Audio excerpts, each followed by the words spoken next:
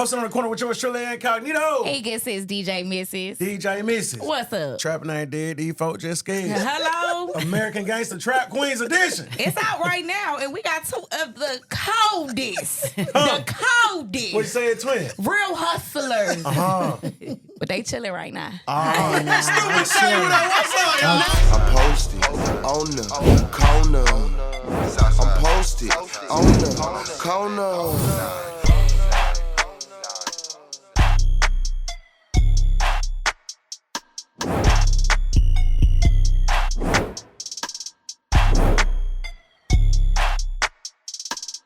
Hey, how y'all doing today? How y'all doing? How y'all feeling? How y'all feel? I'm feeling good, man. We glad that y'all are here with us. I'm happy to be here. You know, it's raining outside, but we still come here Shining. with all the energy, shining. BET Plus, we here, turning on the TV. How does it feel to be able to turn on the TV and we hear the hard work? We're going to see it now.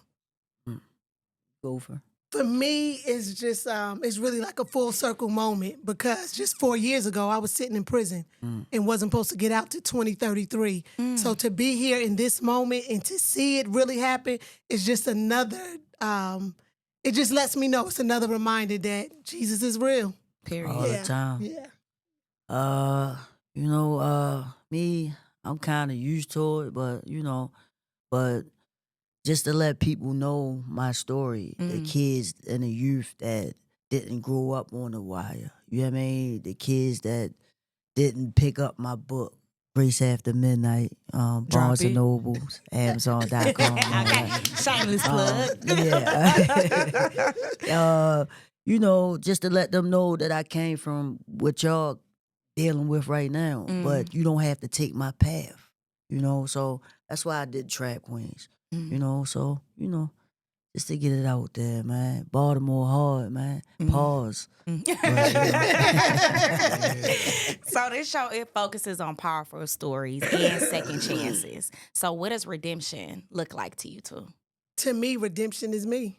It looks like me because you think about it, felons, once you're a felon, everybody say it's over. They say life is over. It can't happen for you. Nothing can happen for you. And a lot of times when you don't have a support system, you can really take into that. That's how like recidivism rate is really high, right? Because people don't feel like they have an outlet. It's hard to get a housing when you're a felon. Everything. So redemption is not a second chance, but another chance. A lot of people look at it as just because they haven't been to prison physically, right? That they don't need redemption. But everybody needs redemption. We've all done something that we've fallen short for and need a second chance. So redemption is us. It's just showing. It shows clearly that, hey, I messed up. I did this, I did that, but I've turned my life around and this is where I am now. Piggyback off of what she was saying. And I got like 3 strikes against me. I'm black, I'm gay, you know what I mean, and a felon. So, you know what I mean? I got fired from a book factory. You know what I'm saying? Like I tried when I came home. You know what I mean? I got fired from a book factory. But I can't curse on that. I was ready to go on. I took my money and was like, man, I'm going back to the streets, man. I'm living with my grandmother, you know what I'm saying? My foster mother. Like, come on, man. I can't. I'm grown. I gotta fend for myself. I gotta fend for her. For us. So, it's like, and then once I got on The Wire, shout out to my brother, Michael K. Williams, may he rest in peace, I love you. I put a smile on her face that, her dentures were smiling. I was so happy, mama. You know what I mean? She wouldn't get cable. We had the bootleg cable. Mama got the real cable. You know what I'm saying? To watch her baby. So, it felt good. You know what I mean? It felt good. And, like she said, redemption is us, man. And it all, not to cut you off, Snoop, but like, it also gives, we give other people hope. Do you know how many people sitting in prison right now, like, oh my God, they gave them a chance to see us on, like, that's big. The prison population, y'all know, we incarcerate, the United States incarcerates the highest number of people in the world. We only have a 5% of the world's population. We incarcerate 48%. So just imagine how many people sitting in prison and then they see somebody that walked in them same dirty hallways, them same nasty Stripping showers. the floor. Yeah, you know what I mean? You Bending know what over, I'm but saying? they got to strip Just in front of all. take your shoes off when you walk in my cell, man. My Yeah. shit waxed up. Excuse me. I got wax on my shit. You know what I'm saying? Yeah, but it just gives hope. Yeah, for real. Yeah, Give hope, it gives man. hope. Say, if your life had a theme song right now, what theme song would you? A theme song for in this moment right now, or Yeah. back when I was No, right now. this moment, if my life had a theme song, I would have to say Pastor Mike, What song? I'm proof. Yeah. That's fire. Yeah. I would have to say Pastor Mike, I'm proof. What about you, Snoop? Hey, that's a hard one. I got a couple one. But right now, what's playing in my head is Phil Collins. Yeah, You know what I mean? yeah. I can feel it.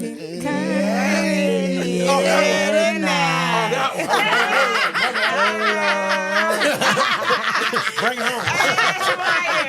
I can feel it. So rewatching y'all lives play, how was that for the both of you mentally? Was it a triggering thing to rewatch? Was it a healing thing? How did y'all feel when y'all had to rewatch and retell these stories? I threw a big watch party. You know, like I thought it was huge to be with the people who supported me through those 14 years of incarceration, right? Who was there with me from day one. Really incognito. Now I know doggone well. The devil is alive. But for me, when I finally got a chance to like sit and really watch it, what went through my head is God's grace is sufficient. Because I wasn't even supposed to make it to a prison cell. Like at the level that I was going as a woman, I really should have been dead. So that's what went through my head. Just God's grace, just being grateful that, you know, he saw fit to keep me here, to tell this story and to inspire others that come behind me. That's beautiful. You used to seeing yourself on TV. That woman been seeing herself for over a decade. Yeah. I mean, just to see like a few friends and they didn't know my story for real. You know, people say they know you, but they don't know. They don't know. You know what I'm saying? So it's like I'm my worst critic. So, you know, once I see it, it's over for me. You know what I mean? Then I'm criticizing myself in my head. But at the same time, it's like, and I'm still going through it. I think I need a therapist. You know what I'm saying? I don't think, I know. You know, just to get a couple things off my chest, my mind. You know, but at the same time, it's like, I'm from the black community. We don't do that. We go pray to God, you know? Right. So that's why I always refer to God, you know what I mean, with everything I do, you know? So. For sure. If you could act in one of your favorite movies, what movie you acting in? Menace to Society. Hell So, yeah. Who you is or no? Older. Yeah, you old dog. Hell Well, I want to be Tasha in Barry. Period. I want to be Tasha in Barry. Chocolate. All you missing is the bullshit. Yes. So y'all know they always talking about the trap kings and things like that. And why do y'all feel like it was important to hear the female perspective of that lifestyle?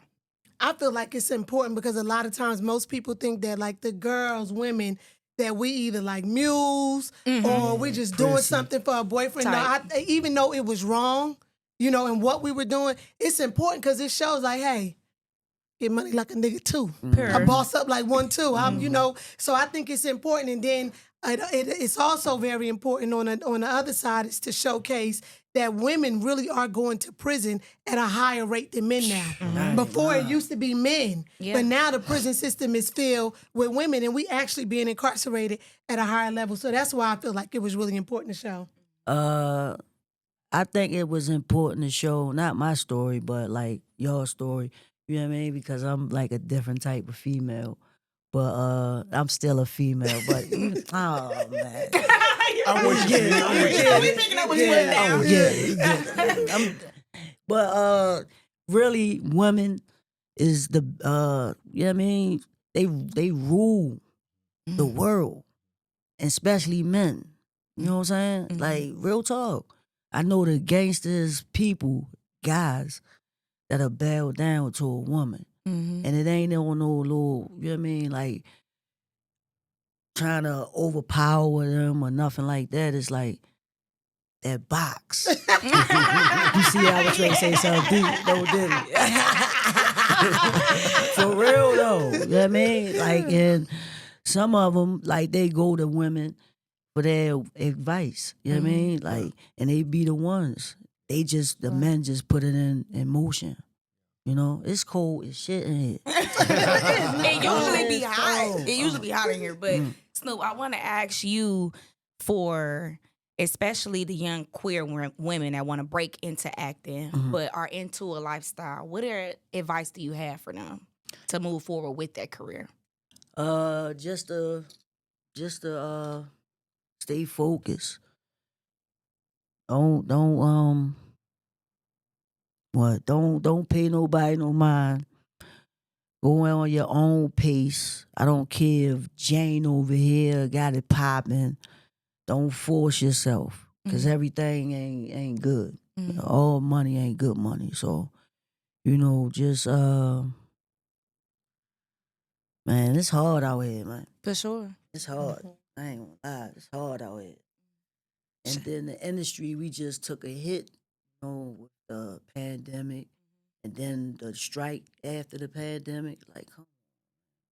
Yeah, actors and actresses was Yes. going through it during that time. So everybody that's out there, you know what I mean, my SAG community, and then even if you ain't on the SAG, just stay focused, man. The light is at the end of the tunnel, man. They said next year is popping for us. Let's go. For sure. Shay, for you, now you were teaching during the day and handling your business by night, okay? Yeah, you was wildin'. You was wildin'. So was how wildin'. were you You able was to wildin'. manage that duality with your mental? And how do you feel like it prepared you for the woman that you are now? I feel like I would, God gifts all of us with different gifts, right? So I have that rare ability where I'm book smart, I'm street smart, and I have common sense, right? Which turns into wisdom. So I was able to balance the two because I had it was already in me. It's just that I was using it for the wrong thing. I was using it for the wrong reason. But it was in me. So mentally, that same mentality is what helped me get through those 14 years in prison. Imagine never ever, my father was a pastor. My mom was a stay-at-home mom. So I came from a structured home, like a silver spoon, So imagine going from that to being put into prison. I felt like a fish out of water, right? Right. But it was just like my faith in God and the things that were already instilled in me. And how it's helping me today is because it was always there. It's just now that I've tapped all the way into it and use it for the good that I was supposed to use it to from the beginning. Clock that T. Shay, we often talk about like hood legends, right? Who's somebody that you might look at as a healed legend? Me. Well, excluding yourself. Excluding myself, somebody that's healed and made a change. Help me out, Snoop. He said your community. No, he's saying like one person that we could think of that was a hood legend, and then they turn their life around basically, and they like a healed. Me. For sure. Yeah. Because I did grow up, right? Because I did grow up. Well, I'm older than Snoop. But I did watch The I'm Wire. only 25. Well, You yeah. only 25. I'm 27.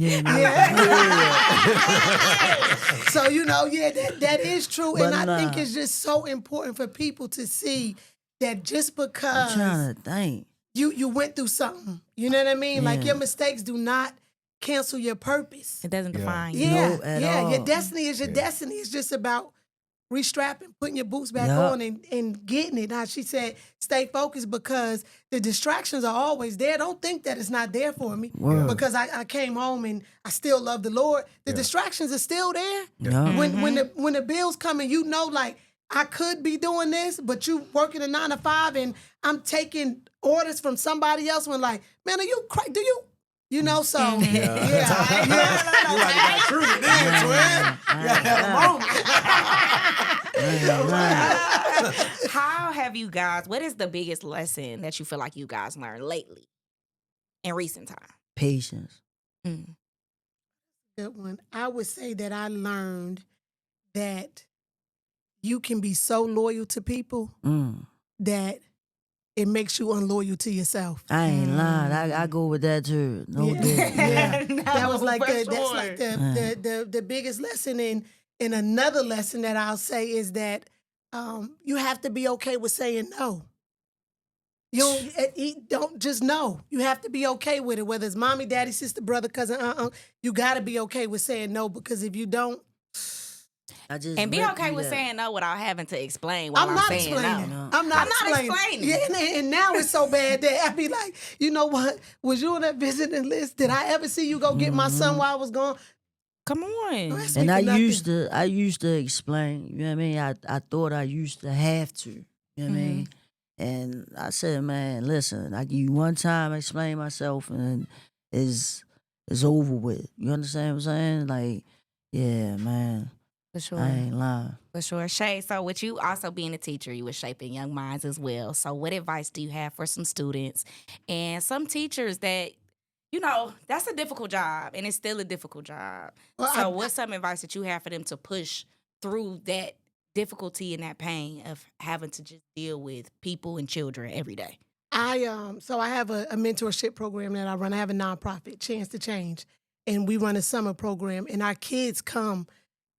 They're supposed to be like the worst of the worst kids. I don't call them at-risk kids. I call them at promise because I believe in them. And what I realize with our children, right, with the guns and the culture and everything that's going on, most of these kids are just missing attention and love, right?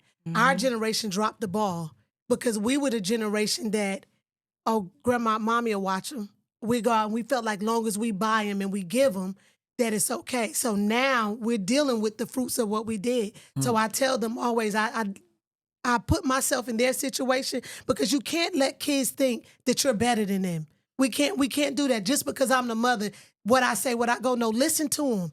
Hear what's going on with them. And then that's how some of the stuff that can be solved. And with teachers, I just tell them, you have to, when I go into the schools and I speak, you got to find more in creative ways to keep these kids involved. Don't give up on our children. They're not hopeless children. Every child can succeed when the playing level is even. It's not that white kids are smarter than our kids. They just have more resources. They have people who are willing to invest in them more. Whereas we come in and some of us, it's sad to say, but just want a paycheck. Oh, they bad. Oh, we're going to put them on medication. I don't agree with it. It takes love, it takes patience, and you need to treat every child that's in your classroom as if it was your child. Yeah. That's tea. Yeah. Snoop, how have you been protecting your peace lately? Well, just praying and out the way, just doing me. Everything is me. It's myself. It's my selfish. You know what I mean? Everything me. Sure. And Shay. keeping God first. You be saying that, Shay, like we knew each other before. Shay. I ain't never met no bad Shay for real. I'm gonna be honest. Shay usually be cool. Every Shay be Hey, cool. go holler at Shay. Shay don't got, little Shay ain't gonna be around. So there's a young person somewhere that is talented, smart, underestimated, right? But feel like the game is their only way out. What's some words of encouragement that you would share? Don't do it. Don't do it. Don't do it. That's some hell of encouragement. And what I tell the kids, right? So you think about it, all the money I made, and I made a lot of money. But was it worth the 14 years that I lost? The 10 years, my son was 10 when I went to prison. He was 25 when I came home. He was a grown man. I had to relearn him. So yes, it looks good right here for the now, but on the back end, it's not worth it. I told, like I tell kids, so my first lawyer was $75,000. We took him $75,000 cash. Took the second lawyer, like $35,000 for an appeal, right? So I'm 105 in, and I still had a 30-year sentence. If I hadn't did what I did, and I just stayed on that teacher salary, went back, got my master's degree, and, better paying, salary, and worked, right? Take the 14 years that I lost.